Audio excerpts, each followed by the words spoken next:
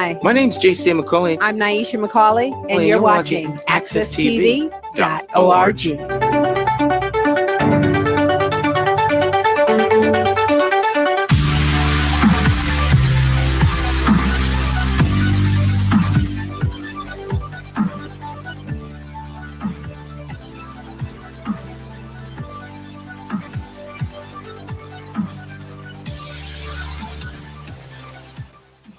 Hello, and thank you again for joining me. My name is Frank Dixon, President of Black Business Alliance, as we continue our weekly Black Business Alliance business programming, where we highlight a Black business located here in the state of Connecticut and nationally.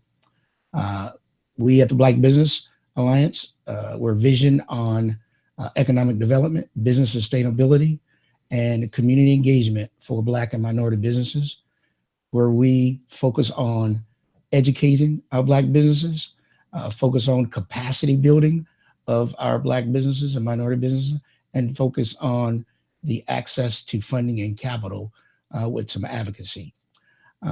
Today's guest, we have Larcina Carrington Wynn, the owner of Carrington Financial Services, LLC.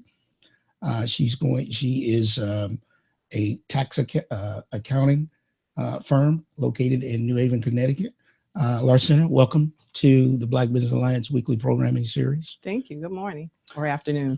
Yeah. So what we do is we start off our show by letting the owner or the representative of the business, talk about themselves, so we can get a feel of who you are, your background, your education, and your plight in life, building up to your current business of Carrington Financial Services. Thank you.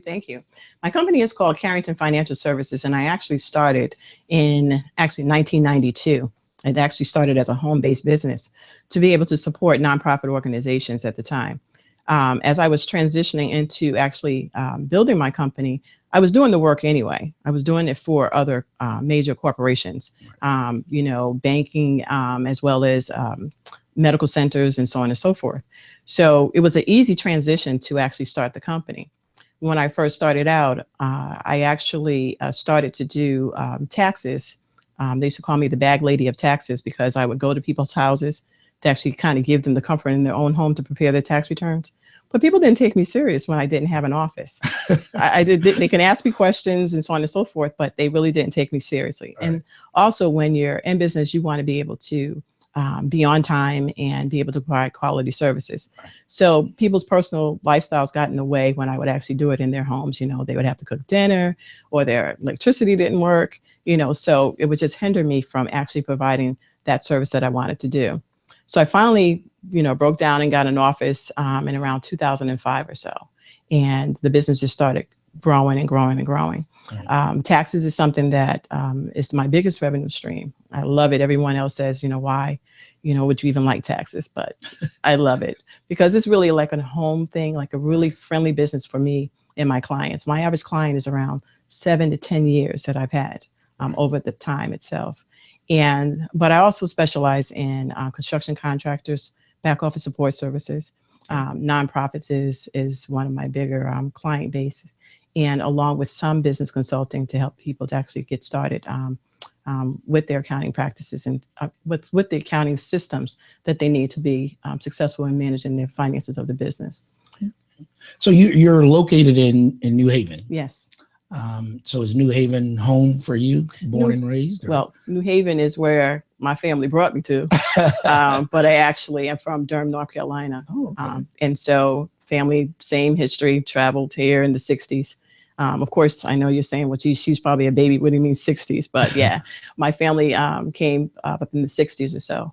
And the crazy thing about it, too, is that's because of the migration from the South to the North, and the jobs were here. Right. So I know nothing but New Haven, but always every summer had to go back to North Carolina.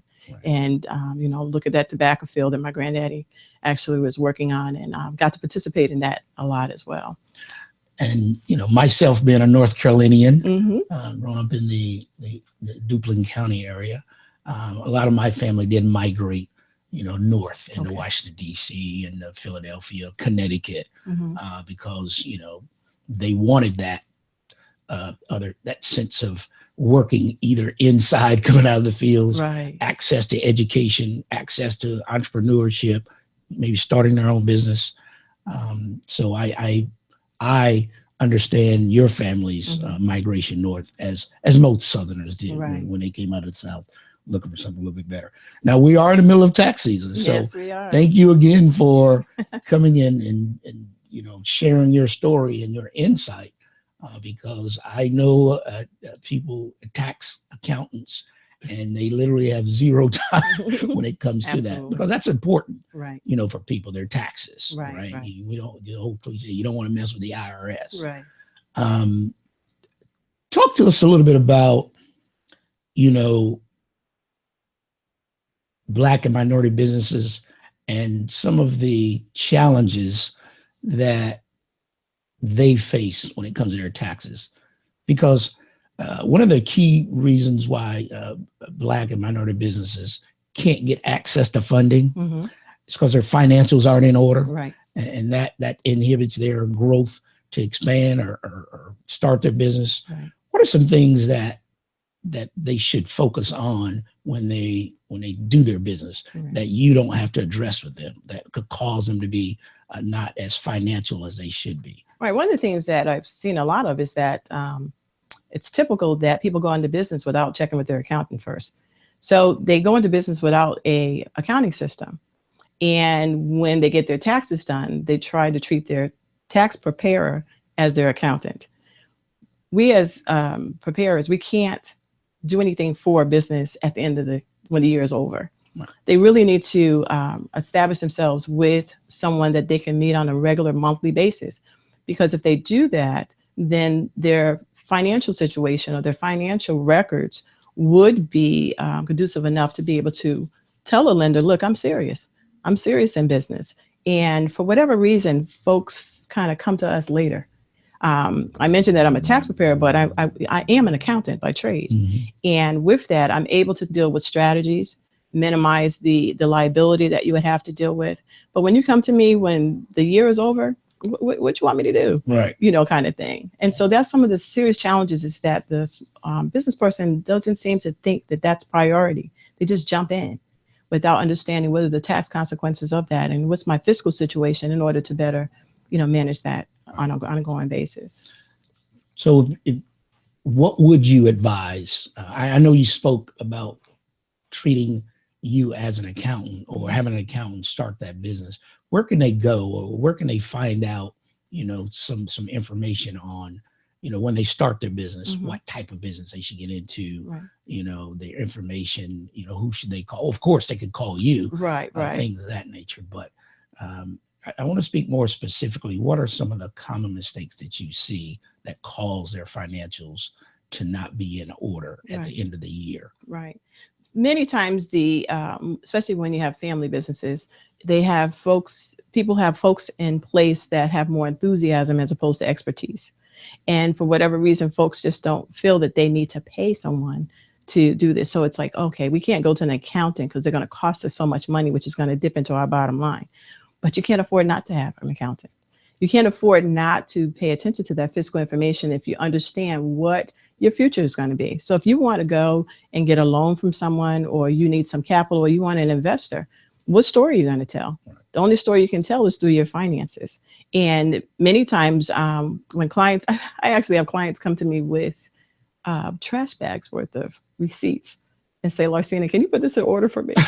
and this is regular, especially with my construction contractors. I don't mean to throw them under the bus, but they're the biggest culprit around that.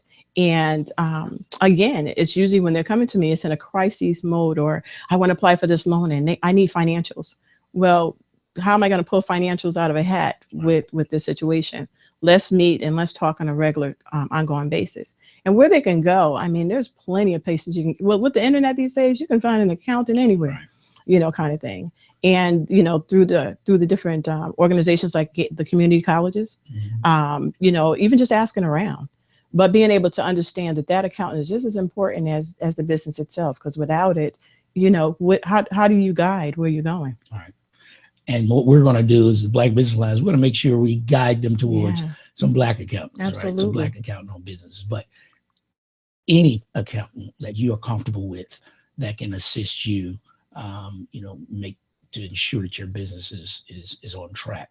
So what we're going to do is we're going to pick this up because I want to continue to talk about the importance of having your financials in order and some of the things that the Black Business Alliance offers. We're going to take a short commercial break. Okay. And going into the break, I do want to reiterate that you could visit Black Business Alliance at www.bbusinessalliance.org to learn a little bit more about our mission, our vision, some upcoming events that we're having. And we'll be back in a few minutes with our Larcina Carrington Wynn, the owner of Carrington Financial Services, LLC, located in New Haven, Connecticut.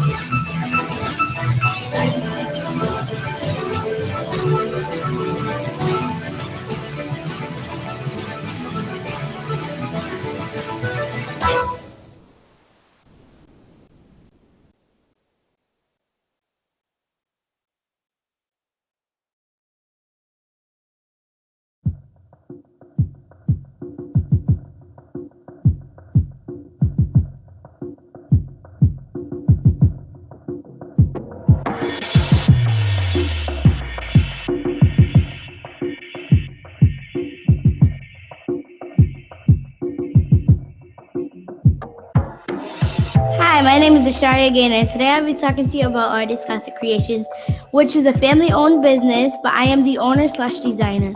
We sell products. Some of the products we sell is jewelry. The highest price you can get a jewelry for is $20.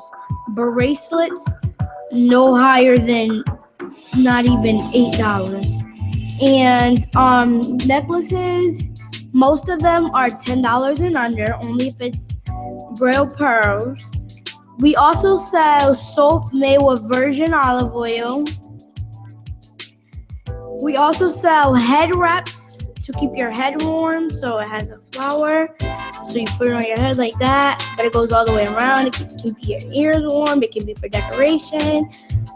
But I just want you guys to come out and reach us at Artie's Classic, as in CLASSIQUE. I just want you guys to come out and reach us at Artie's Classic, as in CLASSIQUE. Creations, as in creations.com. 860-881-4143. Thank you.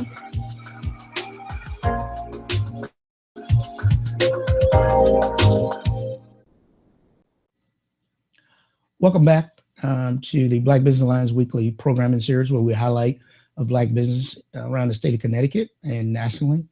Our guest today is Larcina Carrington Wynn, owner of Carrington Financial Services, LLC, located in New Haven, Connecticut. So the first part of our programming today, Larcina, you talked about, your background, your skills, your why you got into the tax arena. And we ended the first segment talking about some of the common mistakes or inability for Black businesses to look at their financials up front.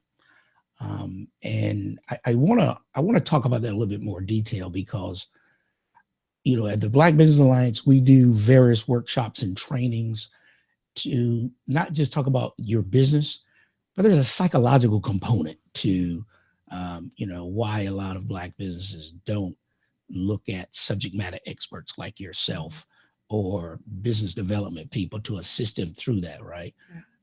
You know, they feel that they can do these things the cheapest way possible.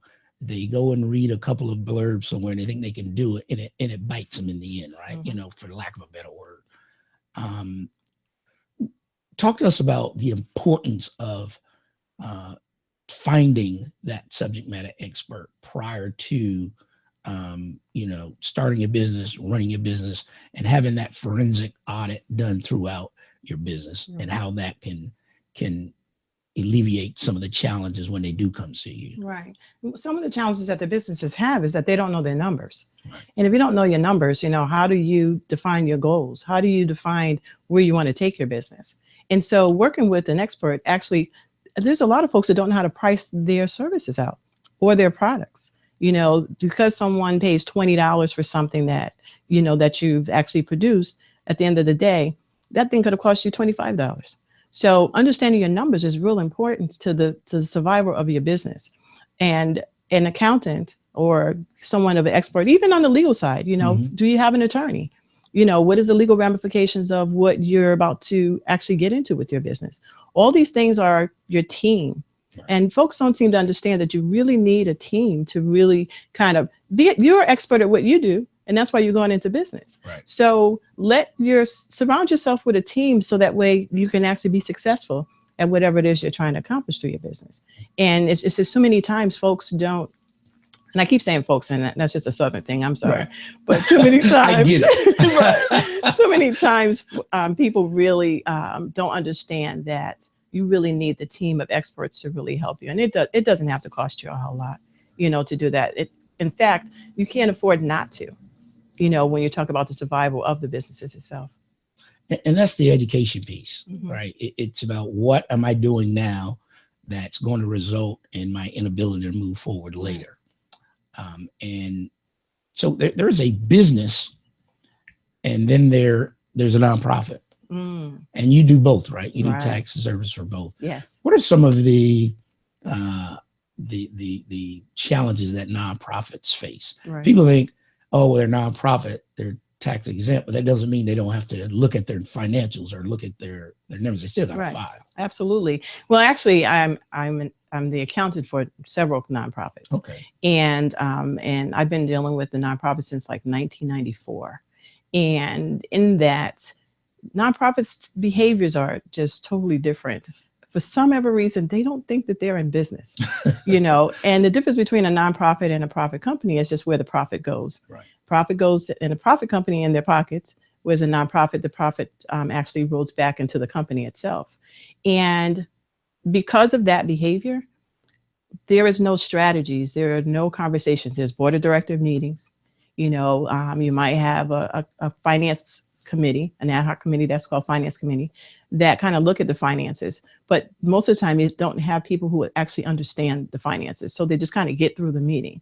So the challenge that the nonprofit has is that there aren't individuals who are actually strategizing, like, where do we take this organization next? What are these finances doing? What do we need to do to fill the gaps? It's more than just fundraising. You really need a strategy, and you really need to take a look at this and have a business plan. And I'm not sure how many nonprofits actually have a business plan. Most of the time, the board of directors are individuals who, again, have the enthusiasm, have the passion for whatever the cause of that nonprofit is, but the expertise to be able to take that nonprofit to the next level for survival, for one thing, is real. It's really challenging when you see most of the areas of that. And it always goes back to, and I continue, and I'm gonna beat this up this entire episode. It's the education portion of understanding business, and that's something we've lacked, you know, a long time in the Black community. You know, it's easy to go out and get a loan. Well, it's not easy, but if you get a loan, because a lot of people have gotten a loan, a business loan, but they don't know how to manage it, which causes them not to be able to get another loan or be able to grow to that degree. There is the thing that, you know, Black folks, most of them didn't grow up in an entrepreneurial setting. They didn't grow up in a business setting. So where their white or Asian counterparts might have seen, you know, their fathers and mothers running the business, the interactions with the clients and customers, writing checks and things of that nature. I was fortunate to grow up where my father was a contractor. My mother owned beauty shops. So I seen the day-to-day interactions of working with employees, talking to vendors, putting bids in on contracts, things of that nature. So when I went off to college, I basically studied to pass a test because I understood business, the things that you don't really learn in a college. And those things are so valuable. That's why we've taken that hands-on approach with the Black Business Alliance to actually focus and teach those things in seminars and workshops. And for that reason, there's a reason why Black businesses just seem that they don't want to ask for the help, or that they feel they need to not collaborate to do that. And like I said before, there's a psychological component with all of us that we're still battling today. That plays a part in the way we do business, in the way we move on, and just not even starting a business. Talk to us a little bit about when you decided to start your business and why. What said, I am an entrepreneur, I want to be my own boss? When did that happen for you? It actually happened when my little ones were little, because they're no longer little. I wanted to have the flexibility to come and go as I pleased. I needed to be able to earn an income, but be accessible to them, especially during those growing up years. I wanted to be very active in their education. I wanted to be active as they're doing their sports and activities and so on and so forth. So I needed a job where I wasn't stuck to a desk. And doing that, I transitioned from working for an accounting firm. I was a managing partner at an accounting firm. And even then I had the flexibility to go and come, but I realized that, geez, I could do this myself. And so from there, a good friend of mine actually helped me name my company, because I didn't even know what to name it, even though Carrington is just like, at the time, what was that? I can't remember the TV series that was out where Carrington was a real elaborate name, luxury name. And so she says, why don't you name it Carrington Financial Services? I'm like, okay, and then she started sending me stuff with that name in it. And then finally I said, you know what, this is really a good idea. So before I even had an office, before I even had my first client, my company was named Carrington Financial Services. And as time went on, I ended up changing it over to an LLC. And as time went on from there, I actually got an office. And so from there, it just was so such freedom that I didn't have to rely on just one source of income. The thing that if I had to do it all over again, I wouldn't straddle the fence too long. Meaning I held down a full-time job for like 16 years before I actually said, you know what, it's time to go. What you realize when you do something like that is that even though you have the flexibility to go and come and you're working for somebody else, their business is always before yours. They will always have more energy. We would be giving their energy to that business. If they got issues or problems that take away from whatever you need to do around your own. So straddling the fence cost me a lot, I think. But it was something that I was comfortable because that check was regular. Right. Coming in from that. So do you have a regular check? Exactly. And even with the regular check, it wasn't a lot, but it just gave you that sense of security. So now you're doing that double Dutch thing. Okay. Right. All right. Next year. And I know I did that for like 5 years before I finally said, it's time to go. Yeah. It's time to go. So we're going to continue with that, because I want to talk a little bit more about the entrepreneurial side of it. So we're going to take another break, and you are watching the Black Business Alliance weekly business programming series, where we have Larcina Carrington Wynn, owner of Carrington Financial Services, our guest today. We'll be back in a minute.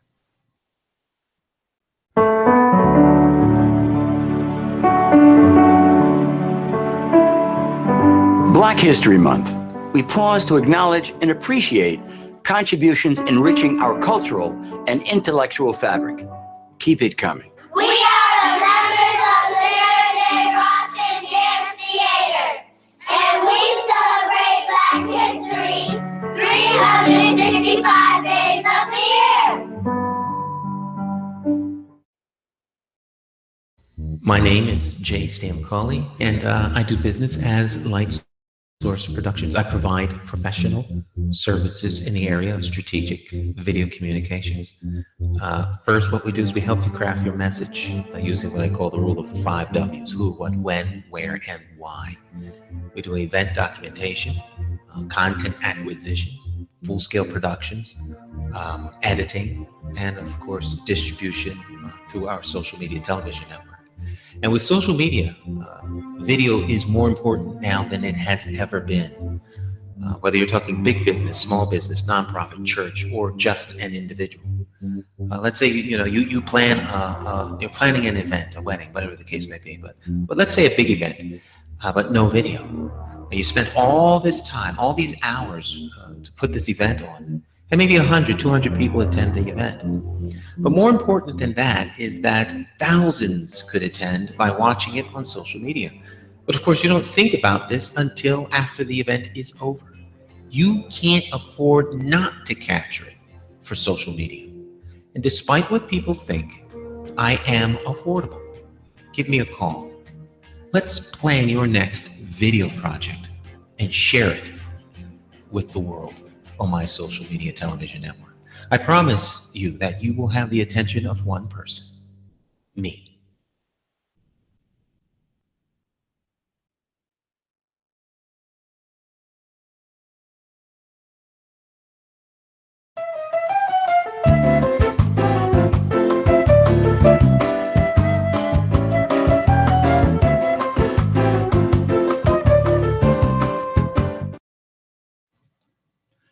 Welcome back to our final session of our weekly business series with the Black Business Alliance.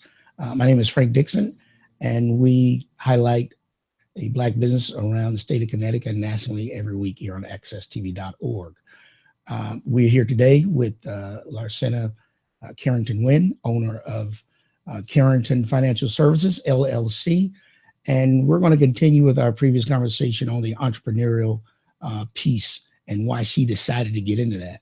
She did share with us that her decision to move full time into her tax accounting business came after 16 years of having a full-time job, which is common with a lot of businesses because you have a full-time paycheck coming in, and you have that entrepreneur spirit, but there's something there that says this isn't the time or this is not the time. And what I've learned, talking to the various businesses as Larcina, is that some people will work 1 year and then they'll break out. Mm-hmm. Some people work 10 years, 15 years, like yourself.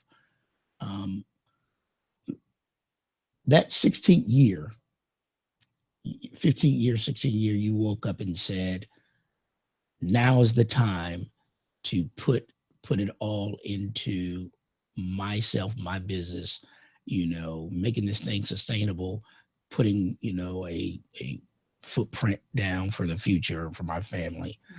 Mm-hmm. Why do it on the 16th year and not on the 10th year? Well, actually, the 16th year almost broke me working for the company. Okay. Because when you're dealing with financial things, things become habitual. I mean, in the sense of behavior, especially since it was a nonprofit organization that I worked for. Right. And there were some things that were going on mm-hmm. that almost cost me my career. Right. And so it was like, why are you doing this? Yeah. You have an opportunity, you have the support. Mm-hmm. My husband works full time, works right. more than one job, and always have said for the last, 10 years, why do you work? Why? Right. What am I doing? Why am I paying for office? Right. Is what he would say. Move on. And, until that actually got to that point, mm-hmm. it scared me, that I would not be able to practice or do anything. That's how serious it got. Right. So your industry of tax accounting and accounting, mm-hmm. bookkeeping, mm-hmm. someone looking to leave corporate America, mm-hmm. or leave from under a nonprofit umbrella, what's some of the things some of the check marks they should make sure that's in place prior to doing that, as far as their background, their skills, their education, before starting their own entity, mm-hmm. Like you did? Mm-hmm. Well, what I would suggest is that understand the industry, mm-hmm. because accounting has changed. I've gotten my degree how many years ago, And at the time, people needed accountants. I mean, they really would rely on the expertise of accountants to do anything pretty much. But nowadays, you have software companies that give you the impression that, all I need to do is just fill this in and I'm an accountant. I don't need anybody. So understand your industry, because understanding the accounting arena of learning what that would be about, it may not be for you at some point. So no matter what type of business you go into, make sure you understand the industry and what your competition is going to be about.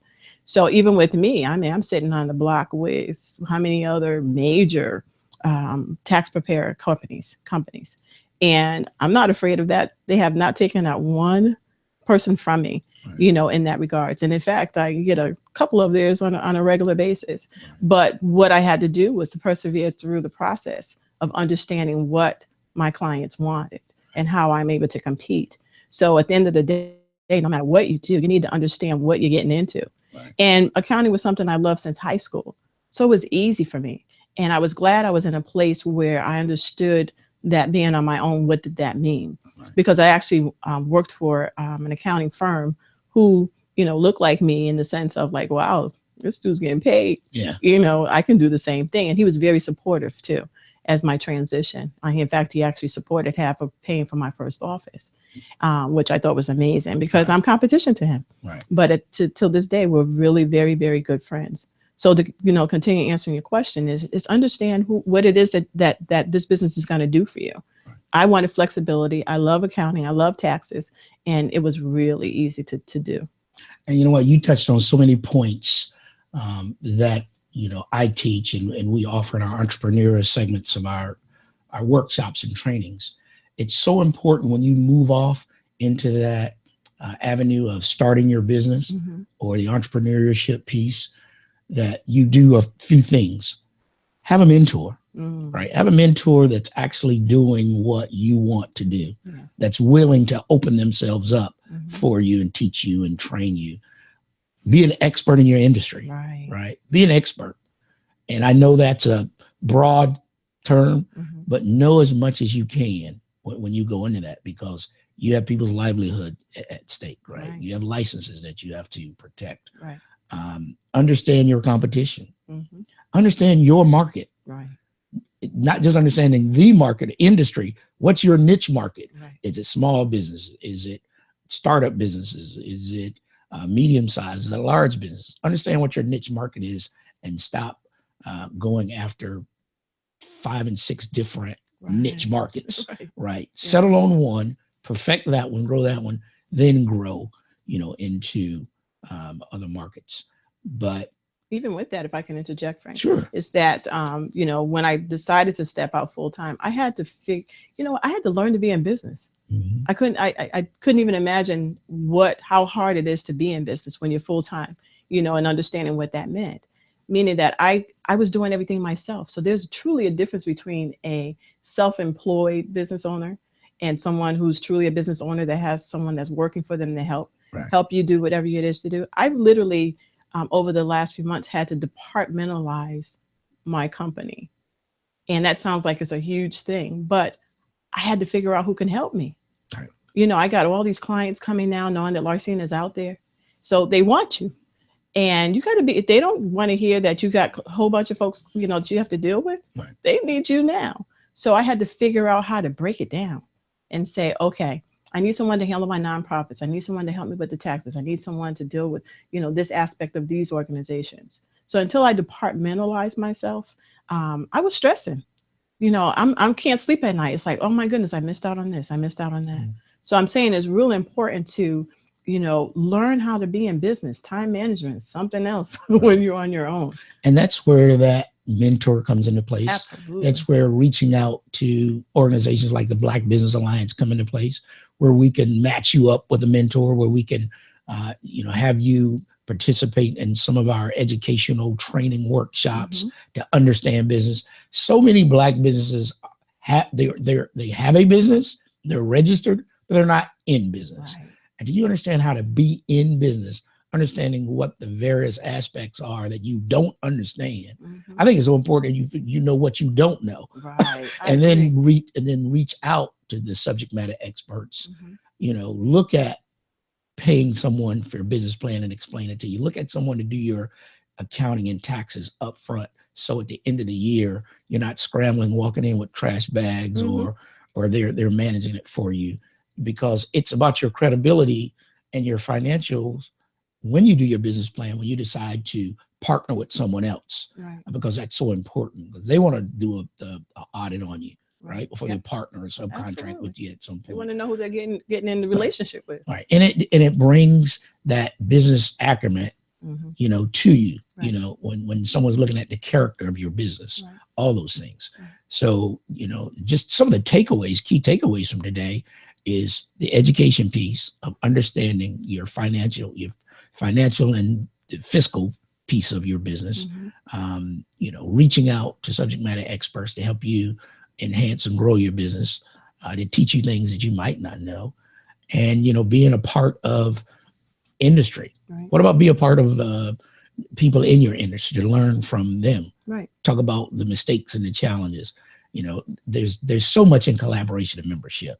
Investing in your business. I mean, when you get the education, you know, go to those conferences. That is an investment. Exactly. And but we don't, for whatever reason, we don't see that as being a viable situation to our success. And, you know, and that's just recent for me. I've had my tax accounting practice, like I said, for how many years? And until I went to a tax conference, about 2 years ago, the awareness, the things that I've learned was amazing. And I'm a better tax preparer. I'm a better accountant today because I went and hung out with folks who was doing what I wanted to do. It's really helpful. The other thing that I just want to add too is that we keep pushing business plans. Business plan is something that you actually come up with for yourself, right? The challenge that we don't deal with is the fact that we need some hand-holding through that business plan process. The implementation is even more key as you're doing this, because if you got the business plan, we need someone to help you to actually put it into place. And I'm glad through the BBA that we're going to be doing that. We're going to be like, okay, what is your business plan? What are we going to do? Great. And you know what? She said it best. Thank you again for joining us at our weekly program, the Black Business Alliance. We've had today Larcina and Carrington Wynn, the owner of Carrington Financial Services, located in New Haven, Connecticut. And how can someone reach you, Larcina, your contact information? Right. My phone number is 203-842-8295. Actually, the ending is tax 5. So it's 203-842-tax 5.